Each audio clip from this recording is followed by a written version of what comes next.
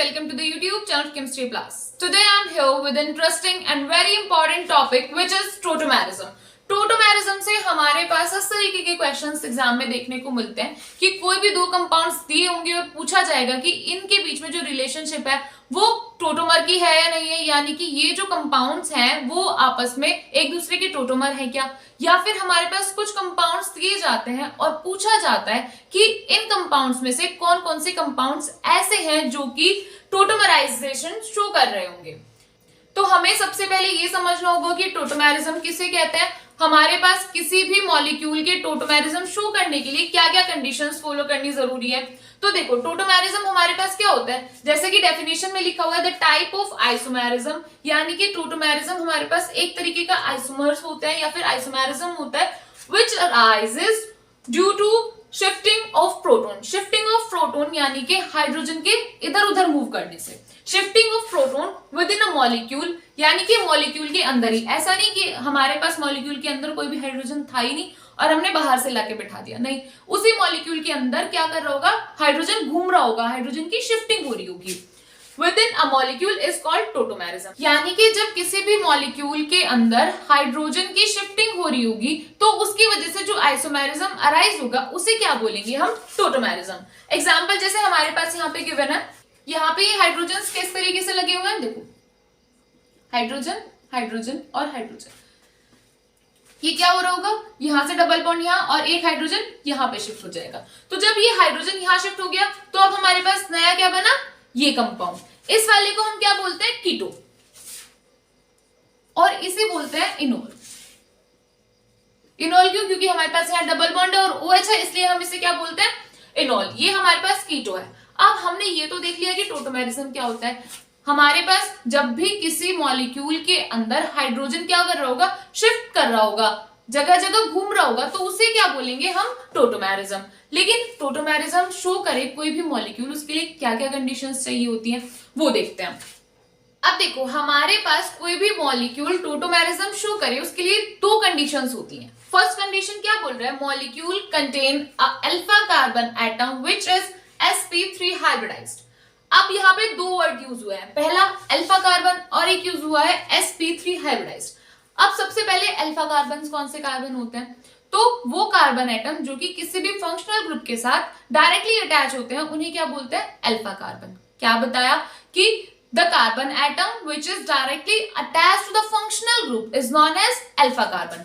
देखो अगर हमारे पास यहाँ पे कोई भी फंक्शनल ग्रुप है और ये हमारे पास कोई भी कार्बन की चेन है, तो ये वाला जो कार्बन होगा इसे क्या बोलेंगे हम, अल्फा कार्बन। समझ आया। उसके बाद उसने बोला sp3 हाइब्रिडाइज्ड। sp3 हाइब्रिडाइज्ड का क्या मतलब है, इसका मतलब ये है कि जो कार्बन एटम है वो 4 सिग्मा बॉन्ड्स बना रहा हो। कार्बन और भी तो तरीके से बॉन्ड्स फॉर्म कर सकता है, कैसे, ऐसे, या फिर एक ट्रिपल बॉन्ड फॉर्म कर सकता है ऐसे। तो उसने पहले से ही बता दिया कि नहीं, ये वाले कार्बन नहीं चलेंगे, हमारे पास जो अल्फा कार्बन है वो 4 सिंगल बॉन्ड्स बना रहा हो, 4 सिग्मा बॉन्ड्स प्रेजेंट हो उसके पास। इतना समझ आया। फिर उसने क्या बोला, alpha carbon should contain at least 1 alpha hydrogen, यानी कि हमारे पास जो अल्फा कार्बन है यानी फंक्शनल ग्रुप के साथ डायरेक्टली जो अटैच्ड है कार्बन एटम, उसके पास एटलीस्ट 1 हाइड्रोजन होनी चाहिए। तो अगर हमारे पास कोई भी कार्बन एटम ऐसा है, वो अल्फा कार्बन तो है लेकिन उसके पास हाइड्रोजन नहीं है, तो क्या होगा, वो टोटोमेरिज्म शो नहीं करेगा। या फिर जो अल्फा कार्बन है वो sp3 ना होके sp2 या फिर sp हाइब्रिडाइजेशन शो कर रहा है, तो भी वो टोटोमेरिज्म नहीं शो करेगा। अब देखो इसे फिर से एग्जांपल से देखते हैं। जैसे हमारे पास फर्स्ट एग्जांपल था क्या, CH3 C double bond O CH3। तो यहाँ पे क्या बोलेंगे, ये वाला जो कार्बन है ये भी फंक्शनल ग्रुप के साथ डायरेक्टली अटैच है, तो अल्फा कार्बन हो गया, और ये वाला कार्बन भी हमारे पास अल्फा कार्बन हो गया। तो हाइड्रोजन इधर से भी माइग्रेट कर सकता है और इधर से भी। इसके अलावा अगर हम एक और एग्जांपल देखते हैं, देखो अगर हमारे पास ये गिवन है CCH3 H double bond O, तो इसमें होगा या नहीं होगा हमारे पास टोटोमेरिज्म, हो जाएगा। कंडीशन क्या क्या, ये हमारे पास फंक्शनल ग्रुप है, इसके साथ ये रहा अल्फा कार्बन, उधर नहीं है ना, क्योंकि उधर कार्बन ही नहीं है, तो हमारे पास जब अल्फा कार्बन ही है तो अल्फा हाइड्रोजन नहीं बोलेंगे। इस वाले कार्बन के साथ जो हाइड्रोजन अटैच है उन्हें अल्फा हाइड्रोजन बोलेंगे। तो यहां से क्या होगा, ये वाला एक हाइड्रोजन माइग्रेट हो जाएगा और C single bond OH H double bond CH2, ये बन जाएगी। एक हमारे पास कीटो होगा और एक क्या होगा हमारे पास इनॉल होगा। अब देखो हमारे पास ये प्रीवियस ईयर क्वेश्चन गिवन है, यहाँ पे हमसे क्या पूछा हुआ है, keto enol tautomerism is observed in, यानी हमसे एग्जामिनर क्या पूछना चाह रहा है, हमसे टोटोमेरिज्म नहीं पूछा, हमसे क्या पूछा है, उसकी कंडीशंस में से क्वेश्चन पूछा है। तो हमारे पास दो कंडीशंस है, हमें पता है कि हमारे पास टोटोमेरिज्म कोई भी मॉलिक्यूल शो करे उसके लिए दो कंडीशंस होती है, कौन कौन सी, पहली ये कि जो हमारे पास मॉलिक्यूल है उसके अंदर अल्फा कार्बन होना चाहिए, अल्फा कार्बन कैसा होना चाहिए, sp3 हाइब्रिडाइज्ड होना चाहिए, और उसके बाद सेकंड कंडीशन क्या है, उस अल्फा कार्बन के पास हाइड्रोजन होना चाहिए। तो हमें सबसे पहले फर्स्ट कंडीशन चेक करते हैं, फर्स्ट मॉलिक्यूल लेते हैं, उसने क्या बोला कि जो हमारे पास मॉलिक्यूल है उसके अंदर क्या होना चाहिए, अल्फा कार्बन होना चाहिए। तो फंक्शनल ग्रुप देखो कहाँ है इसमें, ये हमारे पास फंक्शनल ग्रुप, इधर तो हमारे पास अल्फा कार्बन नहीं है, यहाँ पे है अल्फा कार्बन। अब हमने देखा अल्फा कार्बन और इतने में टिक कर दिया, नहीं, सबसे पहले देखो इसकी स्ट्रक्चर अगर देखते हैं तो ये कैसे है, C6H5, ओके,